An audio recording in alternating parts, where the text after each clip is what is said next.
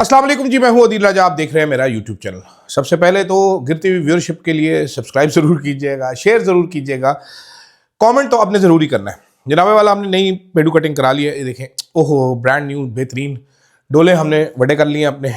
Summer body तैयार करनी पड़ेगी, अब मजबूरी है, कम खाना पड़ेगा, खा खा के गेंडा बनता जा रहा हूँ मैं। लेकिन बात करेंगे माइनस अलीमा खान मुलाकात क्या आज हो जाएगी। साथ साथ बहुत सारी चहमगोइयाँ की जा रही हैं कि जी क्या मामलात तय पा गए हैं, मामलात तय हो गए हैं, क्या हो गया क्या नहीं हो गया, इस पर बात करेंगे। उसके अलावा जनाबे वाला एक लंडे का दानिश्वर, कल वो मैंने देखा उसका क्लिप, मैं हैरान रह गया यार, ये क्या ही चक्कर है। ये किस किस्म के लोग पाकिस्तान में पाए जाते हैं, खूनी लिबरल कौन है ये बोंगे बखील। और इमरान खान के बेटों का वीज़ा रिजेक्ट कर दिया गया है, रीज़न उनको बताई जाएगी, वो मैं आपको पहले बता दूंगा। आज आखिर में वीडियो के वो भी बताता हूँ। सबसे पहले तो जनाबे वाला मेरे पास काफ़ी सारी इतलात मौजूद हैं। उसमें एक इतला ये है कि जनाब दो बहनों और तहरीक इंसाफ के एक वकील की आज मुलाकात कराई जा सकती है। आप गेस कर सकते हैं कौन है। तहरीक इंसाफ के जो वकील जिनकी मुलाकात करवाई जाएगी वो हैं बैरिस्टर गौहर खान साहब। साथ साथ उनके उज़्मा और जो नौरीन हैं, उनकी बहनें नौरीन खान, उज़्मा खान, उन दोनों की मुलाकात कराई जाएगी। अलीमा खान की मुलाकात नहीं करवाई जाएगी। अब मेरी काफ़ी सारे लोगों से बातचीत होती है, काफ़ी सारे लोगों से मैं पूछता रहता हूँ। बहुत सारे लोग जो तहरीक इंसाफ के अंदर हैं वो कहते हैं अलीमा खान ये बैड न्यूज़ है, ये जनाब पार्टी का पट्ठा बैठा दिया है, बेड़ा गर्क कर दिया है, ये क्यों जाती है, ये वहाँ पर क्या करने जाती है। बहुत सारे लोग ऐसे हैं जो बुशरा बीबी के करीब हैं। अब ये फैक्ट्स सामने रख के सीधी बात कर दीजिए, बहुत सारे लोग नहीं करते। लेकिन लड़ाई है एक बड़ी अजीम, वो है उस्मा वो अलीमा बीबी और बुशरा बीबी दोनों की। जो बुशरा बीबी के करीब लोग हैं वो अलीमा खान को ज़्यादा पसंद नहीं करते। उनमें एक मशाल यूसुफजई साहिबा भी हैं जो अलीमा खान के ख़िलाफ़ काफ़ी बातें करती रहती हैं, प्रोपेगेंडा करती रहती हैं, फिर वो जिनको खबरें देती हैं वो भी करते रहते हैं। सवाल मेरा ये है कि अलीमा खान अगर नहीं होगी तो क्या होगा। जुमेरात वाले दिन अगर सुहेल अफरीदी साहब ने नहीं जाना होता अडयाला जेल, जैसे इस जुमेरात को वो नहीं जाएंगे, तो मुझे ये बताइए कि कितने एक लोग आते हैं अडयाला जेल के बाहर। ये मंगल ही है जब अलीमा खान जाती हैं और वो डंडा कराती हैं तो सारे भागे भागे पहुंचे होते हैं। खैर, मेरे पास ये भी खबर है कि पिछले हफ्ते गो के बैरिस्टर गौहर खान ने डिनाई किया है, लेकिन बैरिस्टर गौहर खान के पास ऑफर मौजूद थी कि वो जा सकते हैं, इमरान खान से मुलाकात कर सकते थे। लेकिन बैरिस्टर गौहर साहब ने ऑप्ट आउट किया। क्यों? क्योंकि फिर इमरान खान के बयानिए का बोझ उठाना पड़ता, जो कि वो उठाना नहीं चाहते थे। अच्छा, चहमगोइयाँ एक ये भी की जा रही हैं कि सुहेल अफरीदी के दो करीबी लोग जो हैं वो इस्टेब्लिशमेंट से राब्तों में हैं, बातचीत चल रही है। इन लोगों में मुझे दो के नाम दिए गए, मैं नाम आपको बता देता हूँ, डिनाई करना चाहे कर सकते हैं। मेरे पास ये खबर नहीं, मुझे बताया गया और ये खबर कल एयरवाई में ब्रेक भी हुई। उनमें एक है शाहिद खटक साहब, एक है मीना खान अफरीदी साहब। फिर मैंने किसी और साहब से पूछा, मैंने कहा भाई ये मीना खान अफरीदी और शाहिद खटक इस्टेब्लिशमेंट से राब्तों में हैं? उन्होंने कहा जनाब शाहिद खटक तो रिकन्सिलेटरी आदमी हैं, खान के ऑर्डर पे चलते हैं, हो सकता है राब्ते में हो, मीना खान शायद नहीं है। लेकिन उन्होंने एक और नाम दिया कि जनाब ये साहब जो हैं इनकी गाड़ी चली गई थी, बड़े गुस्से में थे। उसके बाद उन्होंने कहा अडयाला जेल हम गए थे पिछली बार, तो शायद खटक थक के चूर होकर गाड़ी में बैठे थे, साथ उनके एक और साहब बैठे थे जिनका नाम है जुनैद अकबर साहब, जिनको इमरान खान ने KPK का सदर बनाया। जुनैद अकबर साहब किधर होते हैं आजकल? मैंने कहा जी किधर होते हैं? कहे पहले तो वो कहते थे गंडापुर काम नहीं करने देता, तो अब क्या है? मैंने कहा जी अब क्या है? कहते हैं अब क्या करते हैं वो? अब भी कुछ नहीं करते, एक ट्वीट कर देते हैं बस। जिस दिन से चेयरमैन पब्लिक अकाउंट कमेटी हटे हैं कोई फील्ड में भी नज़र नहीं आते। मैं सोच पे मजबूर हो गया। लेकिन चहमगोइयाँ जारी हैं जनाब, और बड़ी तेज़ी के साथ जारी हैं कि मामलात शायद तय पा रहे हैं या तय पा गए। हालांकि मुझे कोई ऐसे आसार नज़र नहीं आते। उसकी वजह बुनियादी क्या है? उसकी वजह यह है कि ये हमारी जो इस्टेब्लिशमेंट है ये, इसको पे दर पे नाकामियाँ हुई हैं अवाम का जो सोच का ज़ाविया है वो तब्दील करने में, अवाम के सोचने की उस चीज़ को तब्दील करने में। लेकिन उसके बावजूद इन्होंने हिम्मत नहीं हारी और ये एक ही चीज़ पे हथौड़ा मारते जा रहे हैं। इनको नाकामी से फ़र्क नहीं पड़ रहा या प्रेशर से फ़र्क नहीं पड़ रहा। प्रेशर तो मौजूद है, मामला तय पा जाने का मैं किस लिए कह रहा हूँ, क्योंकि प्रेशर तो मौजूद है। पंजाब में PTI की बेस नहीं तोड़ी जा सकी। KPK में आप देखिए, जहाँ से प्रेशर महसूस नहीं होता वहाँ पर तो इलेक्शन का तकल्लुफ़ ही किया जाता है ना। जैसे कि बलूचिस्तान है, अवामी नुमाइंदों का दूर दूर तक सरफराज बुगटी और इन सारे जो जीत के आए, इनका अवाम से क्या ताल्लुक है? केपीके में ऐसा नहीं है, केपीके में प्रेशर फील करते हैं, केपीके में बैक ऑफ भी करते हैं। पंजाब में लोगों ने रिएक्शन उस तरह नहीं दिया तो उनके घरों में घुसा गया। केपीके में ऐसा नहीं था, जब पुलिस ने घुसने की कोशिश की तो अगलों ने तुन के रख दिया कि अब हम तुम्हारे फिर थानों में तुम्हारे घरों में घुसेंगे। उसके बाद वो मामला थम गया। लेकिन मैंने, जिसने मुझे ये कहा कि भाई जी ये प्रेशर है, मैंने कहा यार महसूस तो प्रेशर नहीं होता। उन्होंने कहा जी एक अजीब सा काम हो रहा है कि जहाँ से नाकामी हो रही है फिर भी वही काम किया जा रहा है। मैंने उनको समझाई एक बात जो मैं आपको अक्सर बताता होता हूँ, जिसको कहते हैं री इन्फोर्सिंग फेलियर। होता ये है फौज में, जंग में, कि जनाब आपने एक पहाड़ी की चोटी पर कब्जा करना है, आप लेफ्ट साइड से ऊपर चढ़ रहे हैं, नहीं हुआ, नाकामी हुई, तो मिलिट्री स्ट्रैटेजी कहती है कि डू नॉट री इन्फोर्स फेलियर। धोखा यहाँ से दो चढ़ने का, चढ़ यहाँ से जाओ। डू नॉट री इन्फोर्स फेलियर। ये वाहिद एस्टेब्लिशमेंट है जो इतनी स्ट्रेटेजिक थिंकर है, ये they keep on reinforcing failure, बार बार बार बार बार बार बार बार।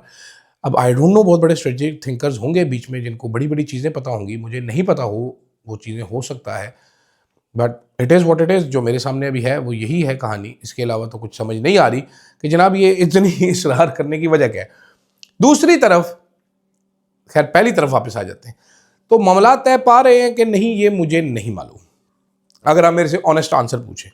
लेकिन मैं आपको ये ज़रूर कहूँगा कि बहुत सारी चीज़ें गड़बड़ होकर रह गई हैं, को बहुत सारी चीज़ों की समझ नहीं आ रही, बहुत सारी चीज़ें हमारी आगे पीछे हो, लेफ्ट राइट हो गई, हमें अब समझ नहीं आ रही कि किस चीज़ को कहाँ प्लेस करना है। और ये गुज़िश्ता 1-2 हफ्तों में हुआ है। कुछ लोगों का ये भी दावा है कि सुहेल अफरीदी की मुलाकात करवा दी जाएगी और वो ख़त है जो कि मंजर आम पर नहीं आना, उसकी बुनियाद पर करवाई जाएगी। लेकिन मेरी इतला ये है कि सुहेल अफरीदी की मुलाकात होगी 8 के बाद, यानी कि 10, 11, 12, 13 तारीख को शायद मुलाकात हो जाए। अलीमा खान की शायद 10 तारीख को हो जाए। आज देखते हैं मुलाकात होती है कि नहीं होती। खैर दूसरी तरफ इमरान खान के साहबजादों ने पाकिस्तान का वीज़ा अप्लाई किया हुआ है, उनका वीज़ा रिजेक्ट कर दिया गया है। उनको रीजनिंग ये दी जाएगी मेरी इत्तला के मुताबिक कि आपने ट्रैवल हिस्ट्री एक्यूरेट प्रोवाइड नहीं की। आपके में से एक शायद कासिम खान है, वो शायद ट्रैवल किए थे यूएई, दुबई, तो आपने अपने उसमें यूएई का विज़िट नहीं लिखा डॉक्यूमेंट्स में, तो इस बुनियाद पर आपका वीज़ा रिजेक्ट किया जाता है। ये आपको अगले चंद दिन तक इत्तला मिल जाएगी और आपको सुन के हैरान नहीं होना चाहिए, क्योंकि ये रजीम चाहती है कि इमरान खान के साहबजादे 8 तारीख से पहले पाकिस्तान मत आए। 8 तारीख के बाद देखा जाएगा, 8 तारीख से पहले इनको पाकिस्तान नहीं आने देना। अब आ जाते हैं जनाब आखिर में। हमारे पास जनाब बड़े जालिम किस्म के हिस्ट्री बफ्स मौजूद हैं, खूनी लिबरल्स मौजूद हैं, ऐसे ऐसे दानिश्वर इस मुल्क में पैदा हो चुके हैं। वो काफ़ी अर्से से मैं एक बोंगा सा लड़का था, उसको देखा करता था, मुनीब कादिर नाम है उसका, मुझे पता नहीं था कौन है ये। वो कभी वो एक वो मीरब अवान नाम का खुसरा है, उसके साथ वो, माज़रत कीजिए मैं डेरोगेटरी अल्फाज में नहीं कह रहा, लेकिन अजीब सी एक हरकत है यार कि तू एक बंदा पैदा हुआ उसके बाद तो एक जनानी बन के साढ़े सिर से चढ़ के नाच रहे हैं कि मैं बड़ा इंटेलेक्चुअल है, तेनू अपने जेंडर का पता नहीं पैदा होने तो बाद खोते दिया बच्चे उसके बाद तू जनानी बन के फिर तू कह रहे हैं जी मेरा जेंडर है, मैं रूहानी हूँ, मैं ये हूँ, मैं वो हूँ। अजीब बकवास इस मुल्क में इस किस्म के करैक्टर पैदा हो गए। तो जनाब वो एक ट्रांसजेंडर हैं कि क्या है, मुझे एग्जैक्ट टर्म भी नहीं पता। उनका इंटरव्यू कर करके वो बड़ा खुश और वो बड़ा पीटीए, मुझे पता नहीं था ये कौन है। मैंने कहा पता नहीं कौन है। वो अपने आप को दानिश्वर भी कहता था, कहता था पाकिस्तान की तारीख मेरे से ज़्यादा अच्छी किसी को नहीं पता। तो उसका एक वकास नाम के एक जर्नलिस्ट है यूएसए में, उन्होंने कल एक क्लिप लगाया था एक इंडियन के साथ। वो उससे पूछ रहे हैं जी कि वाघा बॉर्डर के बाद पहला जो शहर आता है इंडिया का वो कौन सा है। अब मैं सोच रहा हूँ, मैंने देखा, मैंने कहा ये भी जवाब दे देगा, अमृतसर कह देगा, चलो जेन में अमृतसर आता है, अमृतसर है बड़ा शहर जो है पहला। अच्छा ओ भाई पता नहीं केड़ी आए, मैं कहना चाहता हूँ दिल ही तो है, दिल्ली है। उसने कहा दिल्ली, नहीं नहीं दिल ही तो है, मेरा तो उधर दिल है। हिंदी बोल रहा है, पागलों वाली हरकतें कर रहा है। वो उसको कह रहा है 65 की जंग में किसने क्या खोया खोया पाया, वो बयां बयां कर रहा है। ये तो वो कह रहा है मसला कश्मीर कॉन्फ्लिक्ट क्या है, वो अगर गाँ कर रहा है। मैं देख के, मैं 6 मिनट का क्लिप आप देखिएगा ज़रूर। मैं चाहता तो मैं यहाँ से चला देता था,